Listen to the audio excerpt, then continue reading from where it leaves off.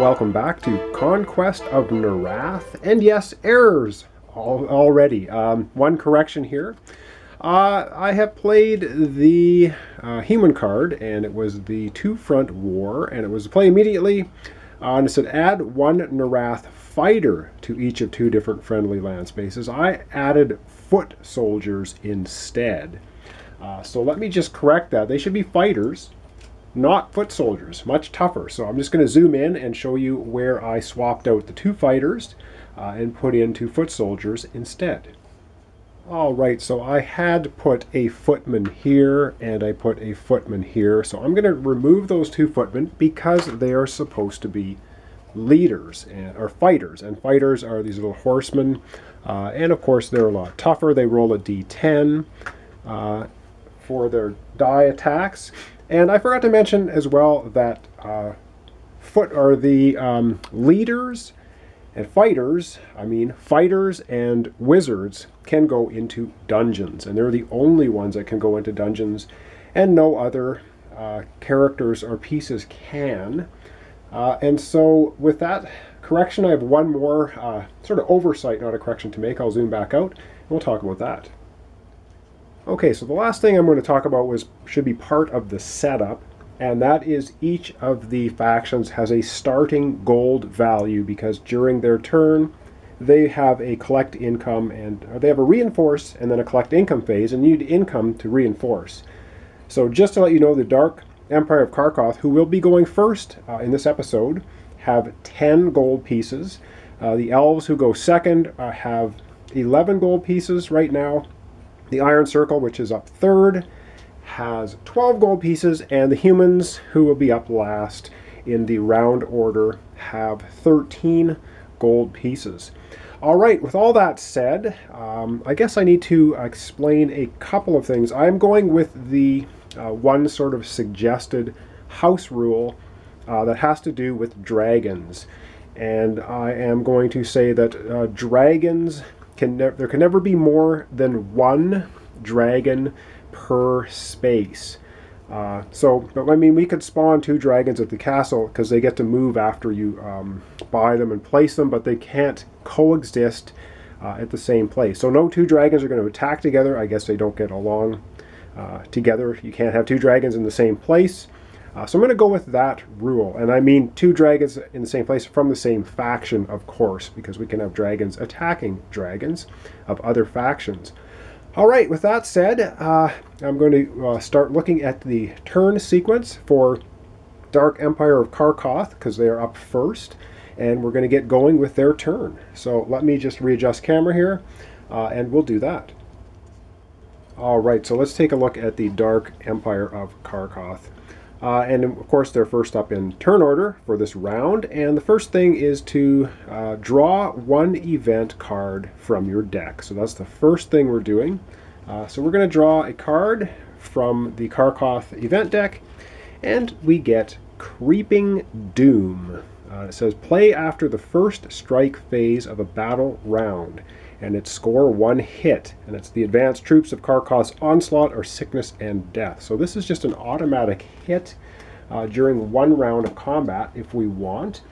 And we also have Rampage and Cloud of Darkness from last time. The Rampage adds a d12 for monsters that are adjacent to enemies, and Cloud of Darkness is cancel a hit score during a battle round, so just to let you know.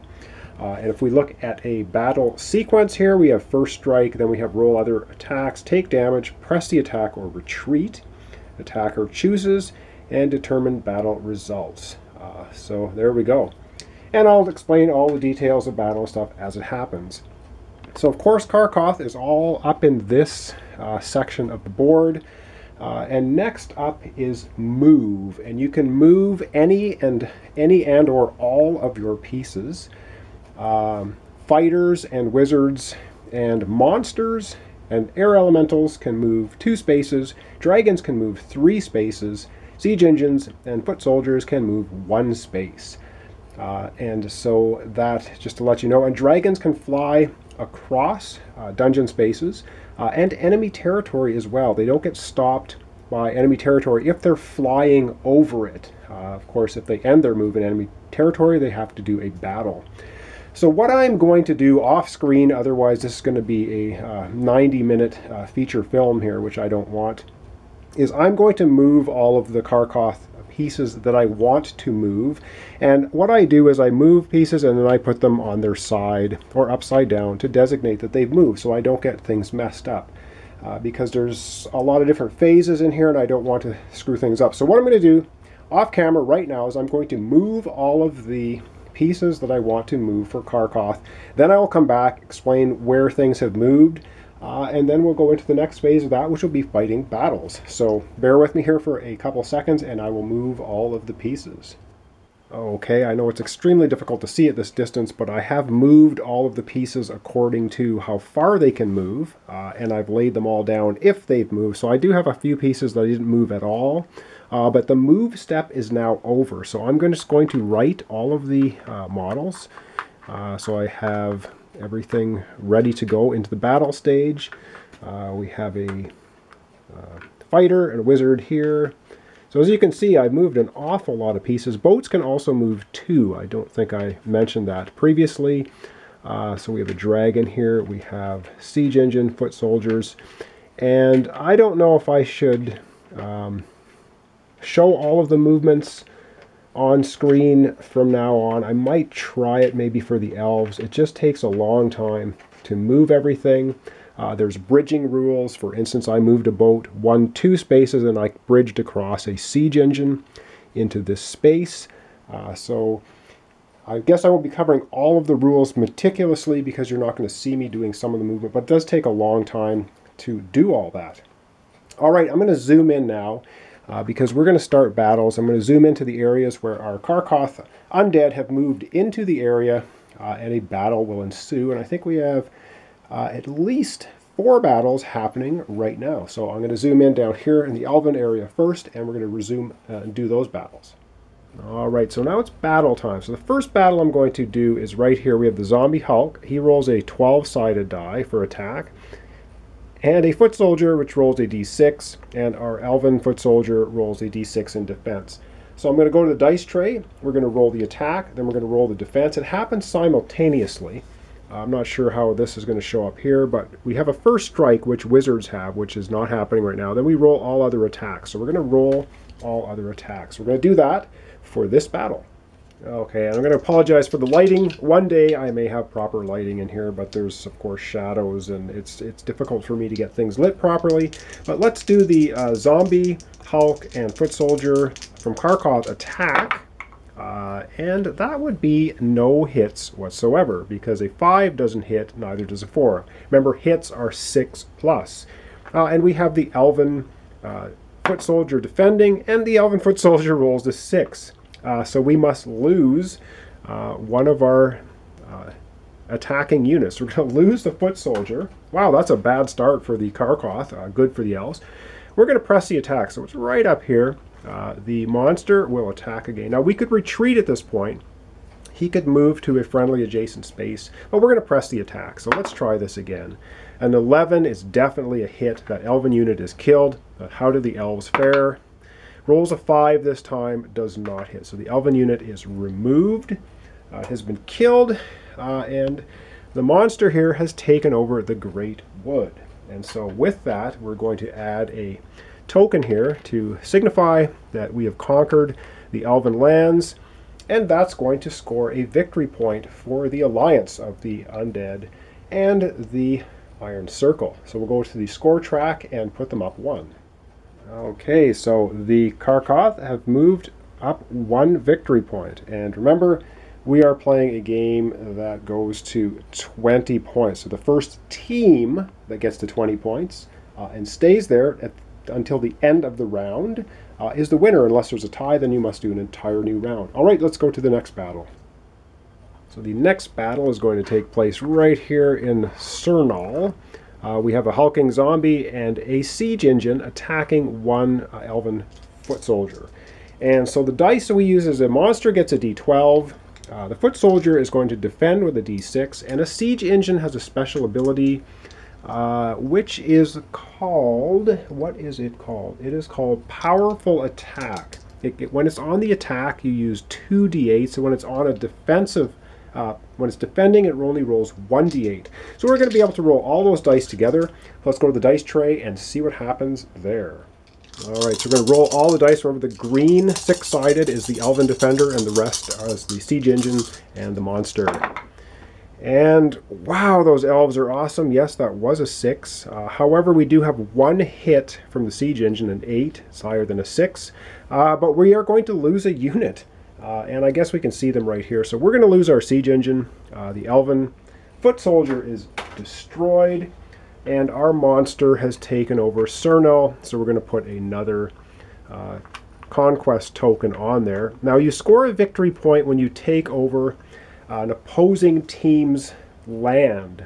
If you're just reclaiming land that's already your own or an ally's, it does not score you a victory point. So just to clarify that, this is a victory point because this was an Elven land and Karkoth has taken it over. So let's go back to the score track. All right, that's 1 more Elven land conquered.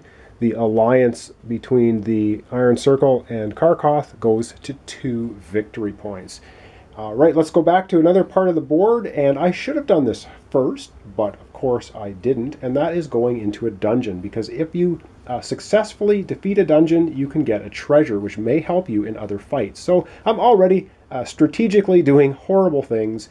Please don't watch this playthrough for strategy tips. That's more of a somewhat instructional, hopefully somewhat entertaining display of this game. So let's go to the dungeon and see which monster is protecting it.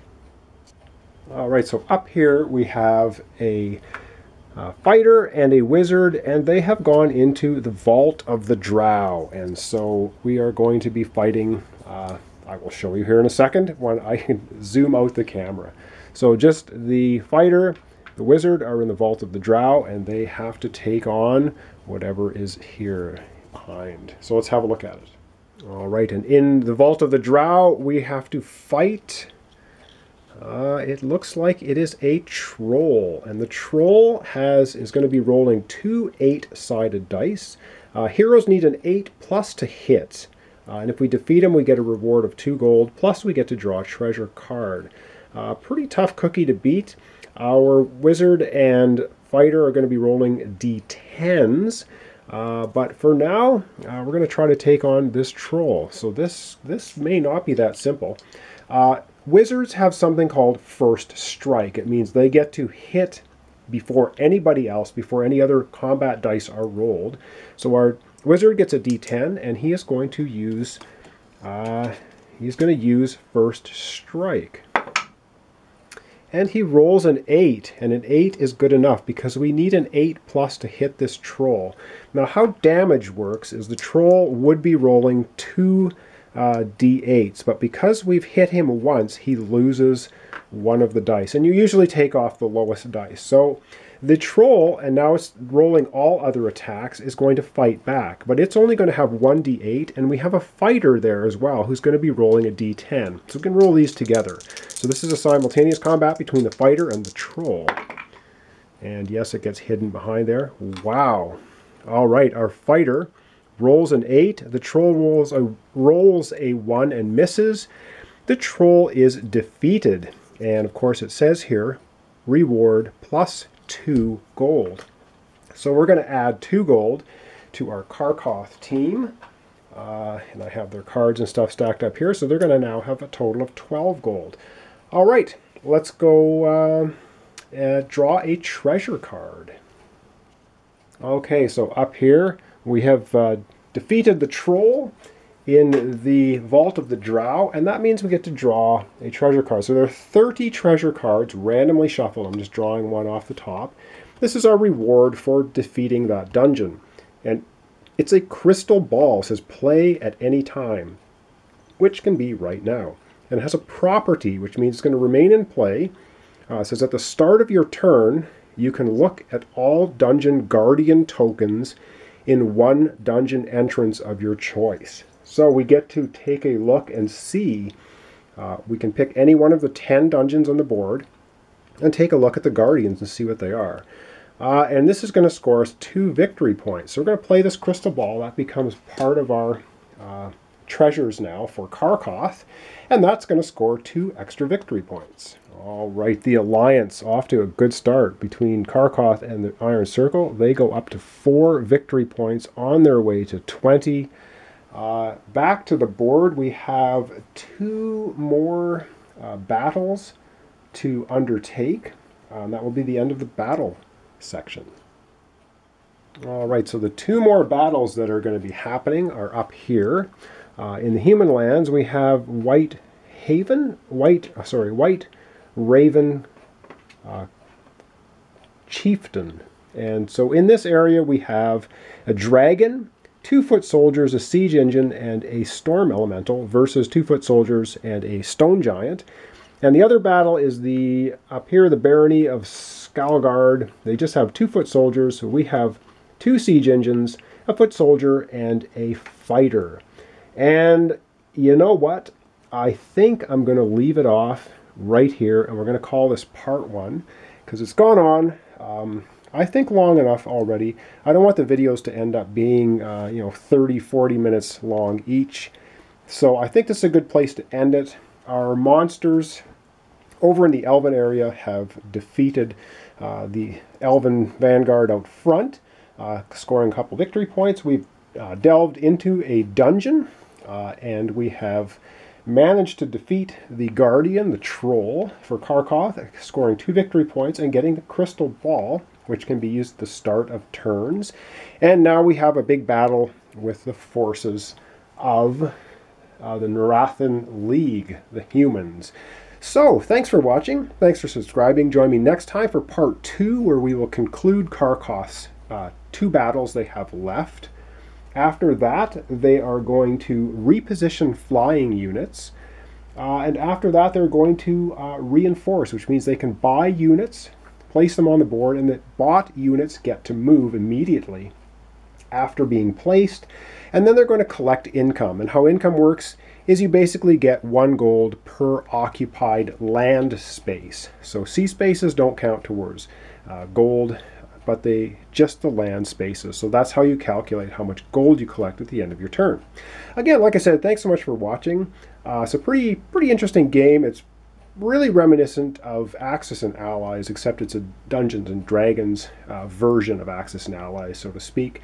And it's pretty interesting game. We will see. It's usually very tough for the Elves and men to defeat Karkoth and the Iron Circle combined, but who knows?